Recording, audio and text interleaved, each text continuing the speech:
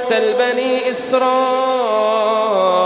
كم آتيناهم من آية بينة ومن يبدل نعمة الله من بعد ما جاءته فإن الله شديد العقاب. زين للذين كفروا الحياة الدنيا ويسخرون من الذين آمنوا والذين اتقوا فوقهم يوم القيامة والله يرزق من يشاء بغير حساب. كان الناس أمة واحدة فبعث الله النبيين مبشرين ومنذرين وأنزل معهم الكتاب بالحق ليحكم بين الناس فيما اختلفوا فيه وما اختلف فيه إلا الذين أوتوه من بعد ما جاءتهم البينات بغيا بينهم فهدى الله الذين آمنوا لما اختلفوا فيه من الحق بإذنه والله يهدي من يشاء إلى صراط مستقيم. أم حسبتم أن تدخلوا الجنة ولما يأتكم مثل الذين خلوا من قبلكم مستهم البأساء والضراء وزلزلوا حتى يقول الرسول والذين آمنوا معه متى نصر الله ألا إن نصر الله قريب. يسألونك ماذا ينفقون قل ما أنفقتم من خير فللوالدين والأقربين واليتامى والمساكين وابن السبيل وما تفعلوا من خير فإن الله به عليم. كتب عليكم القتال وهو كره لكم وعسى أن تكرهوا شيئا وهو خير لكم وعسى أن تحبوا شيئا وهو شر لكم والله يعلم وأنتم لا تعلمون. يسألونك عن الشهر الحرام قتال فيه قل قتال فيه كبير وصد عن سبيل الله وكفر به والمسجد الحرام وإخراج أهله منه أكبر عند الله والفتنة أكبر من القتل ولا يزالون يقاتلونكم حتى يردوكم عن دينكم إن استطاعوا ومن يرتدد منكم عن دينه فيمت وهو كافر فأولئك حبطت أعمالهم في الدنيا والآخرة وأولئك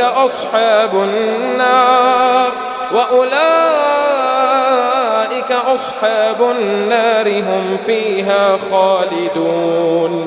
إن الذين آمنوا والذين هاجروا وجاهدوا في سبيل الله أولئك يرجون رحمة الله والله غفور رحيم. يسألونك عن الخمر والميسر قل فيهما إثم كبير ومنافع للناس وإثمهما أكبر من نفعهما ويسألونك ماذا ينفقون قل العفو كذلك يبين الله لكم الآيات لعلكم تتفكرون في الدنيا والآخرة. ويسألونك عن اليتامى قل إصلاح لهم خير وإن تخالطوهم فإخوانكم والله يعلم المفسد من المصلح ولو شاء الله لأعنتكم إن الله عزيز حكيم. ولا تنكحوا المشركات حتى يؤمن ولأمة مؤمنة خير من مشركة ولو أعجبتكم ولا تنكحوا المشركين حتى يؤمنوا ولعبد مؤمن خير من مشرك ولو أعجبكم أولئك يدعون إلى النار والله يدعو إلى الجنة والمغفرة بإذنه ويبين آياته للناس لعلهم يتذكرون. ويسألونك عن المحيض قل هو أذى فاعتزلوا النساء في المحيض ولا تقربوهن حتى يطهرن فإذا تطهرن فأتوهن من حيث أمركم الله إن الله يحب التوابين ويحب المتطهرين. نساؤكم حرث لكم فأتوا حرثكم أنى شئتم وقدموا لأنفسكم واتقوا الله واعلموا أنكم ملاقوه وبشر المؤمنين. ولا تجعلوا الله عرضة لأيمانكم أن تبروا وتتقوا وتصلحوا بين الناس والله سميع عليم. لا يؤاخذكم الله باللغو في أيمانكم ولكن يؤاخذكم بما كسبت قلوبكم والله غفور حليم. للذين يؤلون من نسائهم تربص 4 أشهر فإن فاءوا فإن الله غفور رحيم. وإن عزموا الطلاق فإن الله سميع عليم. والمطلقات يتربصن بأنفسهن 3 قروء ولا يحل لهن أن يكتمن ما خلق الله في أرحامهن إن كن يؤمن بالله واليوم الآخر وبعولتهن أحق بردهن في ذلك إن أرادوا إصلاحا ولهن مثل الذي عليهن بالمعروف وللرجال عليهن درجة والله عزيز حكيم. الطلاق 2 مرتان فإمساكم بمعروف أو تصريح بإحسان. ولا يحل لكم أن تأخذوا مما آتيتموهن شيئا إلا أن يخافا ألا يقيما حدود الله فإن خفتم ألا يقيما حدود الله فلا جناح عليهما فيما افتدت به تلك حدود الله فلا تعتدوها ومن يتعد حدود الله فأولئك هم الظالمون. فإن طلقها فلا تحل له من بعد حتى تنكح زوجا غيره فإن طلقها فلا جناح عليهما أن يتراجعا إن ظنا أن يقيما حدود الله وتلك حدود الله يبينها لقوم يعلمون. وإذا طلقتم النساء فبلغن أجلهن فأمسكوهن بمعروف أو سرحوهن بمعروف ولا تمسكوهن ضرارا لتعتدوا ومن يفعل ذلك فقد ظلم نفسه. ولا تتخذوا آيات الله هزوا واذكروا نعمة الله عليكم وما أنزل عليكم من الكتاب والحكمة يعظكم به واتقوا الله واعلموا أن الله بكل شيء عليم. وإذا طلقتم النساء فبلغن أجلهن فلا تعضلوهن أن ينكحن أزواجهن إذا تراضوا بينهم بالمعروف ذلك يوعظ به من كان منكم يؤمن بالله واليوم الآخر ذلكم أزكى لكم وأطهر والله يعلم وأنتم وأنتم لا تعلمون. والوالدات يرضعن أولادهن حولين كاملين لمن أراد أن يتم الرضاعة. والوالدات يرضعن أولادهن حولين كاملين لمن أراد أن يتم الرضاعة، وعلى المولود له رزقهن وكسوتهن بالمعروف، لا تكلف نفس إلا وسعها، لا تضار والدة بولدها ولا مولود له بولده، وعلى الوارث مثل ذلك، فإن أرادا فصالا عن تراض منهما وتشاور فلا جناح عليهما. وإن أردتم أن تسترضعوا أولادكم فلا جناح عليكم إذا سلمتم ما آتيتم بالمعروف. واتقوا الله واعلموا أن الله بما تعملون بصير.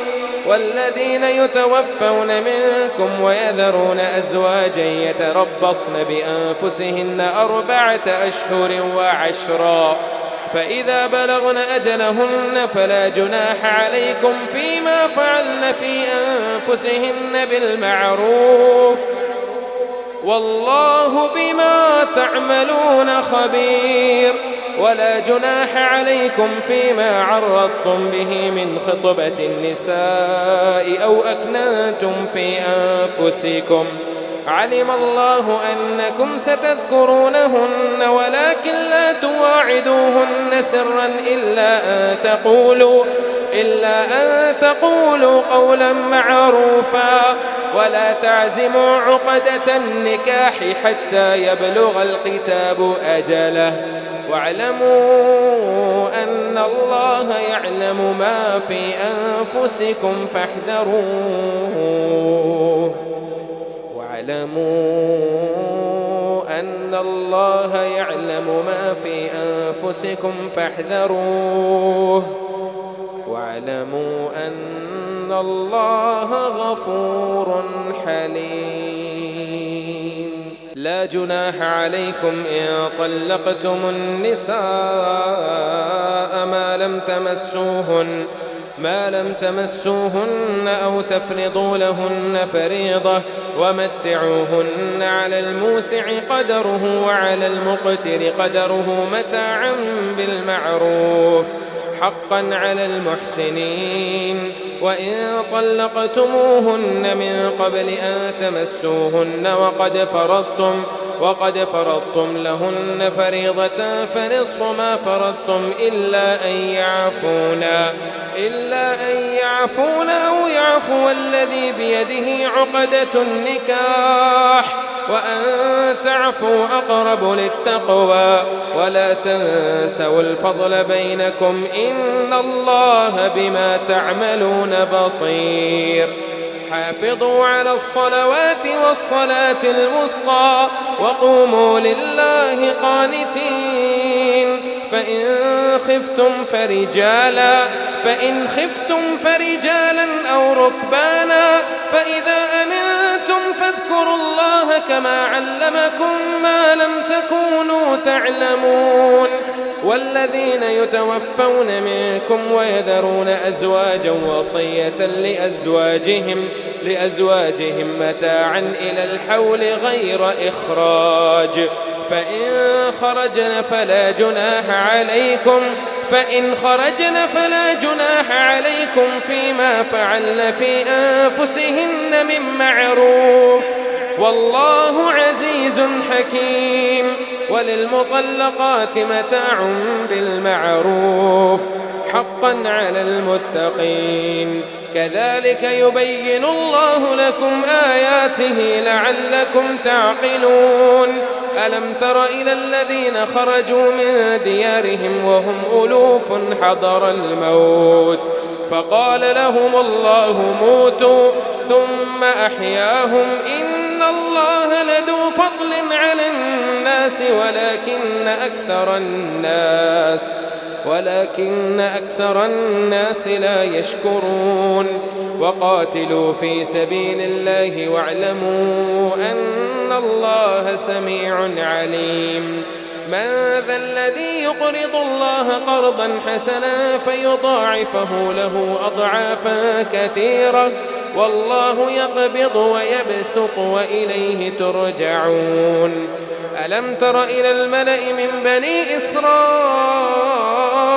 من بعد موسى إذ قالوا لنبي له مبعث لنا ملكا نقاتل في سبيل الله قال هل عسيتم إن كتب عليكم القتال ألا تقاتلوا قالوا وما لنا ألا نقاتل في سبيل الله وقد أخرجنا من ديارنا وأبنائنا فلما كتب عليهم القتال تولوا إلا قليلا منهم والله عليم بالظالمين. وقال لهم نبيهم إن الله قد بعث لكم طالوت ملكا قالوا أنى يكون له الملك علينا ونحن أحق بالملك منه ولم يؤت سعة من المال قال إن الله اصطفاه عليكم وزاده بسطة في العلم والجسم والله يؤتي ملكه من يشاء والله واسع عليم. وقال لهم نبيهم إن آية ملكه أن يأتيكم التابوت فيه سكينة من ربكم وبقية مما ترك آل موسى وآل هارون تحمله الملائكة إن في ذلك لآية لكم إن كنتم مؤمنين. فلما فصل طالوت بالجنود قال إن الله مبتليكم بنهر فمن شرب منه فليس مني ومن لم يطعمه فإنه مني إلا من اغترف غرفة بيده فشربوا منه إلا قليلا منهم فلما جاوزه هو والذين آمنوا معه قالوا لا طاقة لنا اليوم بجالوت وجنوده قال الذين يظنون أنهم ملاقو الله كم من فئة قليلة غلبت فئة كثيرة بإذن الله كم من فئة قليلة غلبت فئة كثيرة بإذن الله والله مع الصابرين. ولما برزوا لجالوت وجنوده قالوا ربنا أفرغ علينا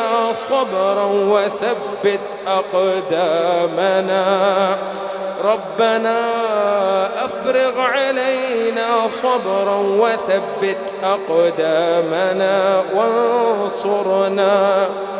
وانصرنا على القوم الكافرين فهزموهم بإذن الله وقتل داود جالوت وآتاه الله الملك والحكمة وعلمه مما يشاء ولولا دفع الله الناس بعضهم ببعض لفسدت الأرض ولكن الله ذو فضل على العالمين. تلك آيات الله نتلوها عليك بالحق وإنك لمن المرسلين. تلك الرسل فضلنا بعضهم على بعض منهم من كلم الله ورفع بعضهم درجات وآتينا عيسى ابن مريم البينات وأيدناه بروح القدس ولو شاء الله ما اقتتل الذين من بعدهم من بعد ما جاءتهم البينات ولكن اختلفوا فمنهم من آمن ومنهم من كفر ولو شاء الله ما اقتتلوا ولكن الله يفعل ما يريد. يا أيها الذين آمنوا أنفقوا مما رزقناكم من قبل أن يأتي يوم لا بيع فيه ولا خلة ولا شفاعة والكافرون هم الظالمون.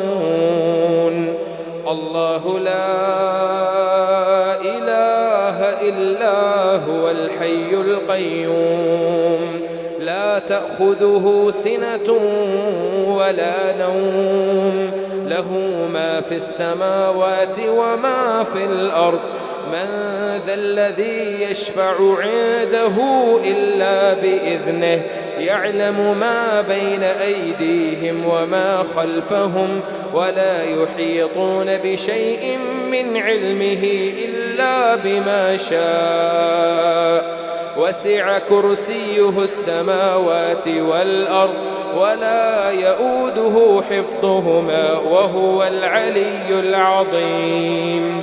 لا إكراه في الدين قد تبين الرشد من الغي فمن يكفر بالطاغوت ويؤمن بالله فقد استمسك بالعروة الوثقى لا انفصام لها والله سميع عليم.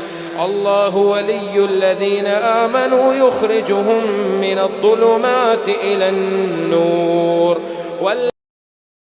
أولياؤهم الطاغوت يخرجونهم من النور إلى الظلمات أولئك أصحاب النار هم فيها خالدون.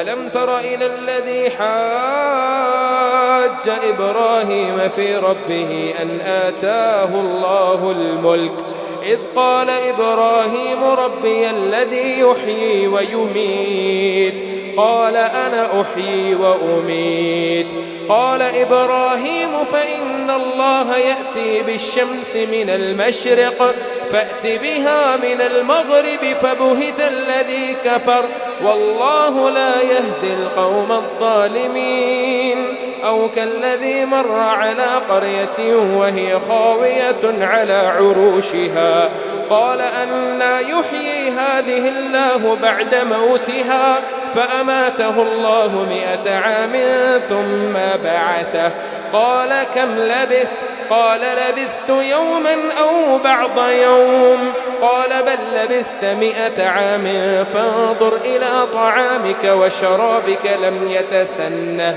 وانظر إلى حمارك ولنجعلك آية للناس وانظر إلى العظام كيف ننشزها ثم نكسوها لحما فلما تبين له قال أعلم أن الله على كل شيء قدير.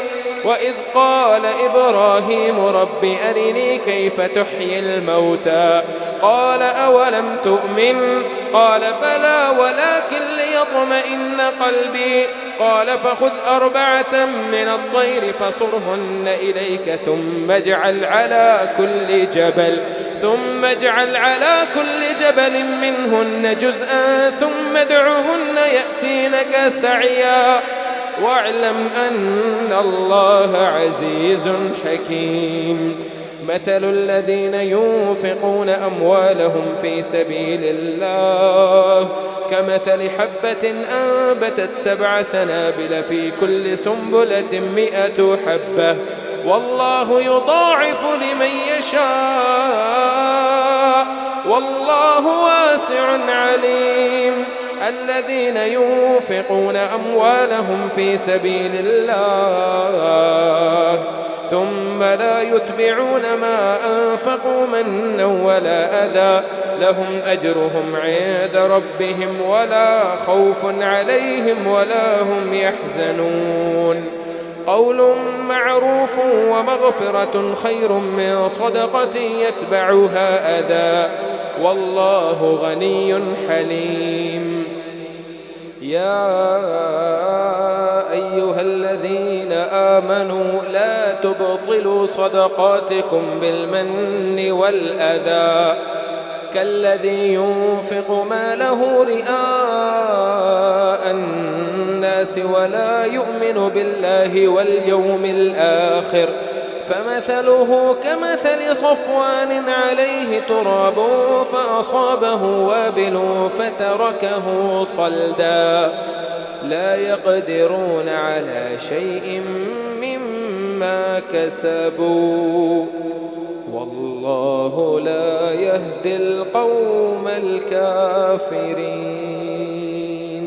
ومثل الذين ينفقون أموالهم ابتغاء مرضات الله وتثبيتا من أنفسهم كمثل جنة بربوة أصابها وابل فآتت أكلها ضعفين فإن لم يصبها وابل فطل والله بما تعملون بصير. أيود أحدكم أن تكون له جنة من نخيل وأعناب تجري من تحتها الأنهار له فيها من كل الثمرات وأصابه الكبر وله ذرية ضعفاء فأصابها إعصار فيه نار فاحترقت كذلك يبين الله لكم الآيات لعلكم تتفكرون. يا أيها الذين آمنوا أنفقوا من طيبات ما كسبتم ومما أخرجنا لكم من الأرض ولا تيمموا الخبيث منه تنفقون ولستم بآخذه إلا أن تغمضوا فيه واعلموا أن الله غني حميد. الشيطان يعدكم الفقر ويأمركم بالفحشاء والله يعدكم مغفرة منه وفضلا والله واسع عليم. يؤتي الحكمة من يشاء ومن يؤت الحكمة فقد أوتي خيرا كثيرا وما يذكر إلا أولو الألباب. وما أنفقتم من نفقة أو نذرتم من نذر فإن الله يعلمه وما للظالمين من أنصار. إن تبدوا الصدقات فنعما هي وإن تخفوها وتؤتوها الفقراء فهو خير لكم ويكفر عنكم من سيئاتكم والله بما تعملون خبير. ليس عليك هداهم ولكن الله يهدي من يشاء وما تنفقوا من خير فلأنفسكم وما تنفقون إلا ابتغاء وجه الله وما تنفقوا من خير يوفى إليكم وأنتم لا تظلمون. للفقراء الذين أحصروا في سبيل الله لا يستطيعون ضربا في الأرض يحسبهم الجاهل أغنياء من التعفف تعرفهم بسيماهم لا يسألون الناس إلحافا وما تنفقوا من خير فإن الله به عليم. الذين ينفقون أموالهم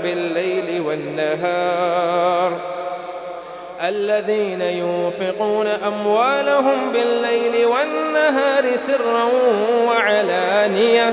سرا وعلانية فلهم أجرهم عند ربهم ولا خوف عليهم ولا هم يحزنون. الذين يأكلون الربا لا يقومون إلا كما يقوم الذي يتخبطه الشيطان من المس ذلك بأنهم قالوا إنما البيع مثل الربا وأحل الله البيع وحرم الربا فمن جاءه موعظة من ربه فانتهى فله ما سلف وأمره إلى الله ومن عاد فأولئك أصحاب النار هم فيها خالدون يمحق الله الربا ويربي الصدقات والله لا يحب كل كفار أثيم إن الذين آمنوا وعملوا الصالحات وأقاموا الصلاة وآتوا الزكاة لهم أجرهم عند ربهم ولا خوف عليهم ولا هم يحزنون يا أيها الذين آمنوا اتقوا الله وذروا ما بقي من الربا يا أيها الذين آمنوا اتقوا الله وذروا ما بقي من الربا إن كنتم مؤمنين فإن لم تفعلوا فأذنوا بحرب من الله من الله ورسوله وإن تبتم فلكم رؤوس أموالكم لا تظلمون ولا تظلمون وإن كان ذو عسرة فنظرة إلى ميسرة وأن تصدقوا خير لكم إن كنتم تعلمون واتقوا يوما ترجعون فيه إلى الله ثم توفى كل نفس ما كسبت وهم لا يظلمون يا أيها الذين آمنوا إذا تداينتم بدين إلى أجل مسمى فاكتبوه وليكتب بينكم كاتب بالعدل ولا يأب كاتب أن يكتب كما علمه الله فليكتب وليملل الذي عليه الحق وليتق الله ربه ولا يبخس منه شيئا فإن كان الذي عليه الحق سفيها أو ضعيفا أو لا يستطيع أن يمله فليملل وليه بالعدل واستشهدوا شهيدين من رجالكم فإن لم يكونا رجلين فرجل وامرأتان ممن ترضون من الشهداء أن تضل إحداهما فتذكر إحداهما الأخرى ولا يأبى الشهداء إذا ما دعوا ولا تسأموا أن تكتبوه صغيرا أو كبيرا إلى أجله ذلكم أقسط عند الله وأقوم للشهادة وأدنى ألا ترتابوا إلا أن تكون تجارة حاضرة تديرونها بينكم فليس عليكم جناح ألا تكتبوها وأشهدوا إذا تبايعتم ولا يضار كاتب ولا شهيد وإن تفعلوا فإنه فسوق بكم واتقوا الله ويعلمكم الله والله بكل شيء عليم وإن كنتم على سفر ولم تجدوا كاتبا فرهان مقبوضة فإن أمن بعضكم بعضا فليؤد الذي ائتمن أمانته وليتق الله ربه ولا تكتموا الشهادة ومن يكتمها فإنه آثم قلبه والله بما تعملون عليم لله ما في السماوات وما في الأرض وإن تبدوا ما في أنفسكم أو تخفوه أو تخفوه يحاسبكم به الله فيغفر لمن يشاء ويعذب من يشاء والله على كل شيء قدير. آمن الرسول بما أنزل إليه من ربه والمؤمنون كل آمن بالله وملائكته وكتبه ورسله لا نفرق بين أحد من رسله وقالوا سمعنا وأطعنا غفرانك ربنا وإليك المصير. لا يكلف الله نفسا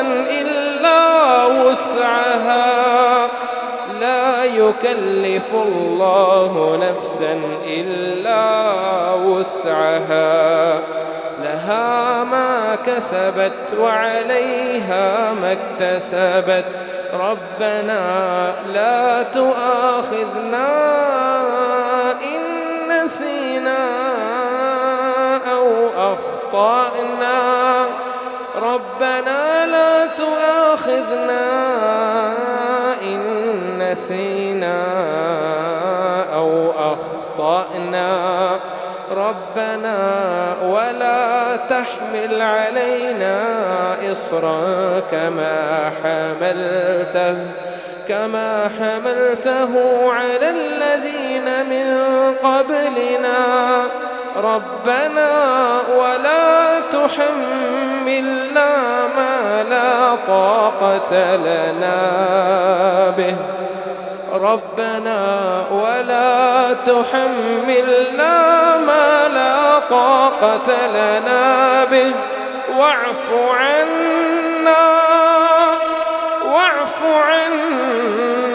واغفر لنا وارحمنا واعف عنا واغفر لنا وارحمنا أنت